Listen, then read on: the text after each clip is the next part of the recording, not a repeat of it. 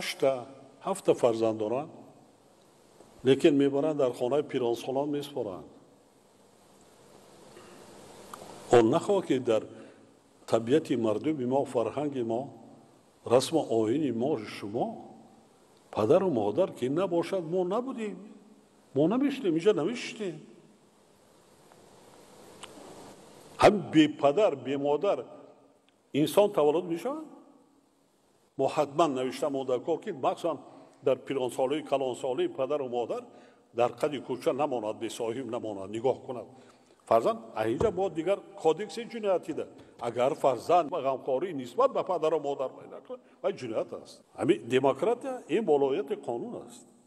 تمام دنیا ولایت هر کاری که میگه در چارچوب قانون. اصلا وکیلان مردمی که دیگر همکاری های پارلمانی دارن آموزن. ما تجربه کشورهای متمدن بیشتر آموزیم. آموختم در کار باز بسیار قانونایی داریم که 30 سال پیش قبول کردیم. نیاز دارد به تغییرات علاوه وارد کردن، به شرایط زمانه مطابق کردن. این از ما شما وابستگی دارد. ما در قانون از قبول کردیم گرفتن معلومات پررای میانه. بعضا پدر و مادرها مانع میشن، فرزندان را حقوقشان پایمال نمیمونن. نمیدونن که در کودکس علاقه این جنایت است. در نزد قانون جواب بگو. جریمه نه، در نزد قانون جواب بگو. همین صاحبکاری تجارت هم همه در همه سمت حالا حقوق ندانی اگر باشه حقوق شناس نباشی و نباشی فریب میکنن. در وسط شهر ما بسیار به چشم میرسد روی راست فریب میکنن. من بسیار از حقوق شناسا میخواستم که در وقتی نزد مردم میروید یا با واسطه تلویزیون و رادیو صحبت میکنید، زبان مادری، زبان دولت، زبان عادی، زبان خلق دیگر نفهمد. صرف ادبی کتابتی روای میکنید نمیفهمد. چقدر ما سطح کسبیتی تیار کردن متقاعدان در دانشگاه و دانشگاه‌های عالی برام برداشتنمون در کار است. حتما حقوق شناسا دو زبان خارجی را مثل زبان دولتی باید دانند. بعدا نه که حقوق شناسا تنها قانونهای ما، قانونهای بین المللی را نیست آموزند، کار کردن را یاد گیرند که در وقتی همایش‌های بین المللی میشن منطقوی میشن یا که در بعضا بحث و مناظرهای قبول دیگر میشد، رفته فکر اندیشه ها و تجربه خودمون را بیان کرده توانی. نه که حقوق شناسمون حتی کارمند بازرسی دولتی اتومبیلی باید دو زبان داند، دو زبان خارجی رو. یک خارجی آمد و من کرد چیکار میزنه با کدام زبان؟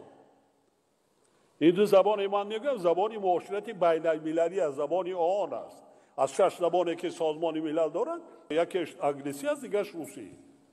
حتما آنهای دانشجو هستند، وقت دارند آموختن در کار برای خودتان. حقوق شناس میشوید یا که اقتصادچی میشوید، صاحب کار میشوید، تاجر میشوید، دیگر میشوید، 50% پیشرویتان موفقیت کارتان میشود. دانستن زبانهای خارجی. از این کشورها زیاده از 50-60 سال شد در داخل به زد و خورد، نزاع، جنگ‌های شرمنده مشهور هستند. میلیون ها کشته شدند. نمیتوانند. خرافات در ما بسیار ریشه دوانده ایستاده است. چون که ما حقوق شناسا، ما فعالان در جامعه نیستیم.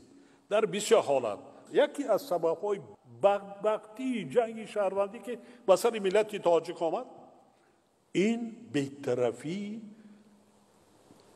پیش از همه هم اکثریت حاکمیت هم اهل ضیاع بود، دیگر خدمتچیان دولتی بودند. بی‌طرفی این بسیار بدبختی می‌آورد. خدا ترس هستی پدر و مادر تا خدمت کو، عزت و احترام شوهر تا دار، دعای پدر مادر تا گیر، درویگی کردن مونده کار نیست. همه کار دارد، همه کار دارد. قوی بودن، اراده مستحکم داشتن بودن. ما اکنون دولت ساختیم. دولت داری کردن کاری آسان نیست. مثلا با کشورهای خورد. برای همین وظیفه اولین درجه ما پیش از همه این امنیت ملت و دولت تامین کردن. تمامی راه و واسطه قطعی.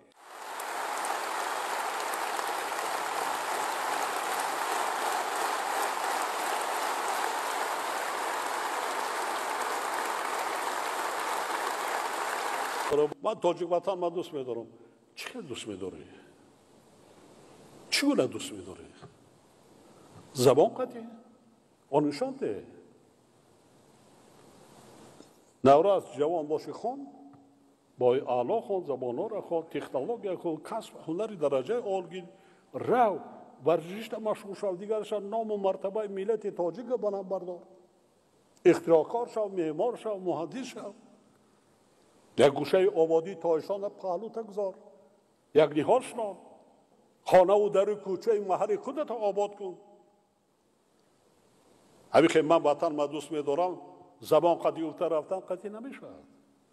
خلق قدی دوست داشتن کار هیچی ملی داشتن کار هیچی وطن دوستی وطن پرستی داشتن کار. هر صبح کسی با خود سوال که من همین روز چیکار کنم برای آبادی وطنم برای دولتم چیکار کنم.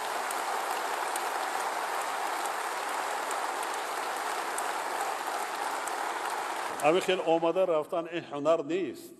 من که خدمت کردم او خیلی خدمتات رحمت خدمت کردی برای فرزندات کردی برای آینده خودت کردی نبیرات زندگی میکنن ابیرات زندگی میکنن برای ملت خودت کردی. تنه نکن بکن اگر هیچی نباشی اهل زیایی دیگر هستی یک شخص بیراه را برای درست تربیت کن.